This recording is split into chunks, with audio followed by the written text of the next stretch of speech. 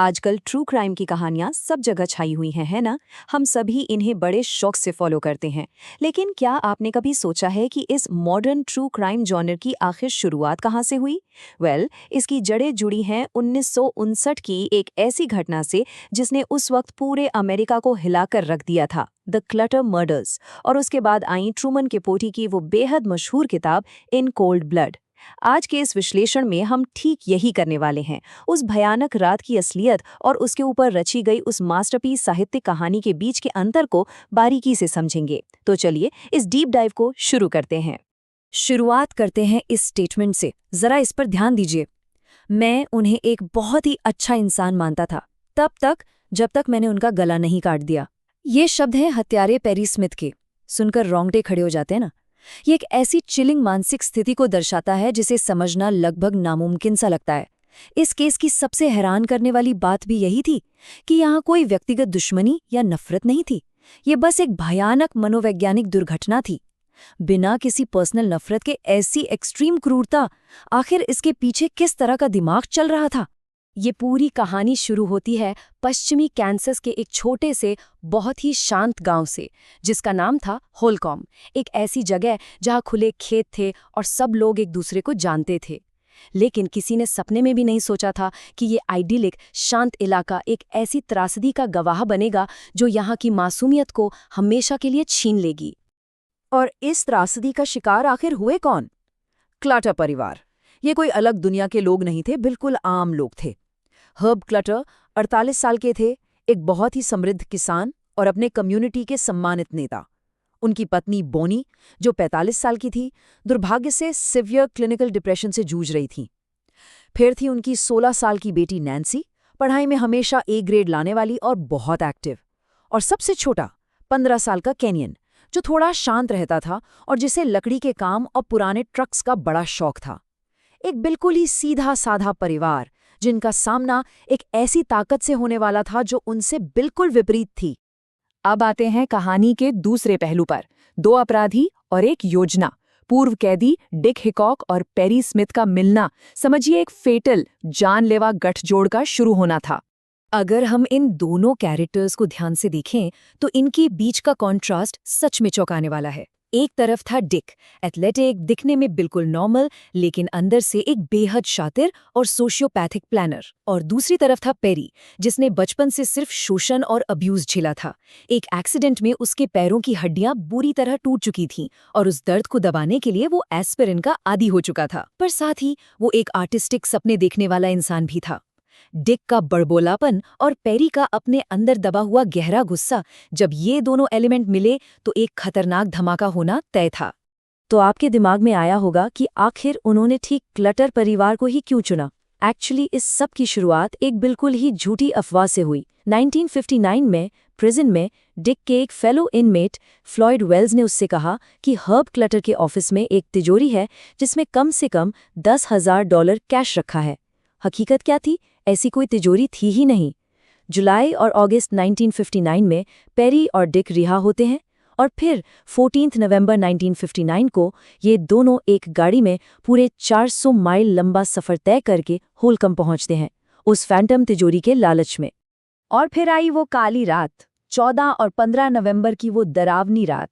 यहाँ से हम उस वक्त की ओर बढ़ रहे हैं जब ये दोनों खामोशी से आधी रात को क्लटर निवास में दाखिल हुए। घर में घुसने के बाद उन्होंने सबसे पहले क्या किया? उन्होंने वो ऑफिस छाना, पर जाहिर है उन्हें कोई तिजोरी नहीं मिली। फिर उन्होंने सोते हुए परिवार को जगाया, उन्हें बांधा और अलग अलग कमरों में रखा। जब हत्यारों को फाइनली ये रियलाइज हुआ कि तिजोरी की बात सिर्फ और सिर्फ एक अफवाह थी, तो डिक की पूरी मास्टर प्लानिंग वहीं फेल हो गई। सिचुएशन पूरी तरह आउट ऑफ कंट्रोल हो चुकी थी।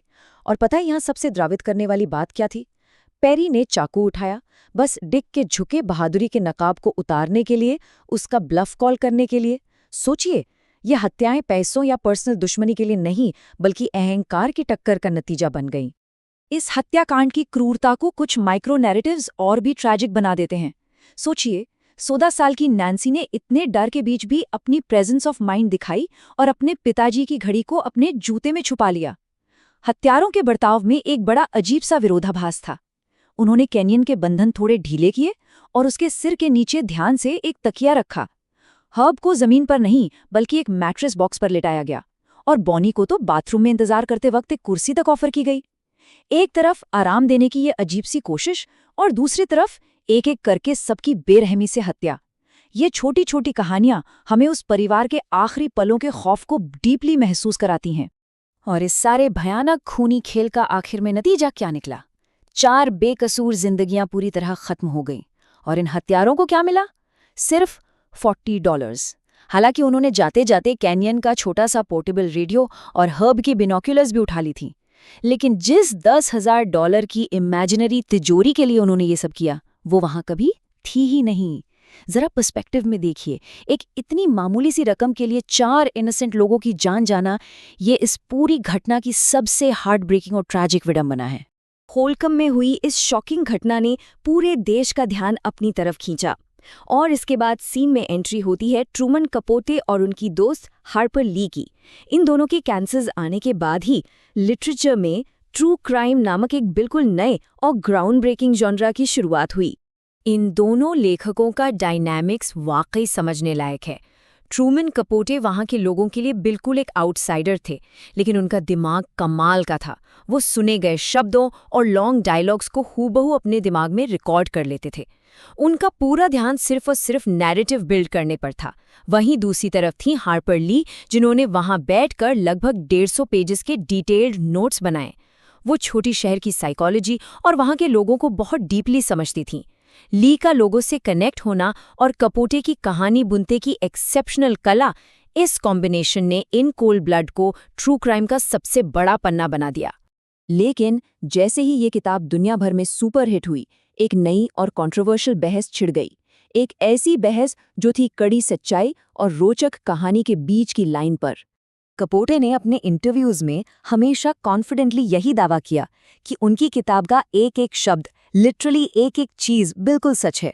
पर हाल ही में जब पुराने ऑफिशियल, पुलिस और फेडरल प्रोबेशन रिकॉर्ड्स वापस सामने आए, तो इस दावे पर बहुत बड़े सवाल खड़े हो गए। इन नए मिले ऑफिशियल डॉक्यूमेंट से ये स्ट्रिक्टली साफ हो गया कि कहानी को ज्यादा ड्रामेटिक और नैरेटिव को स्मूथ बनाने के लिए कपोटे ने कई जगहों पर हिस्टोरिकल फैक्ट्स के साथ लिबर्टी ली थी। इसका एक प्राइम एग्जाम्पल है इन्वेस्टिगेटर हैरोल्ड नाय।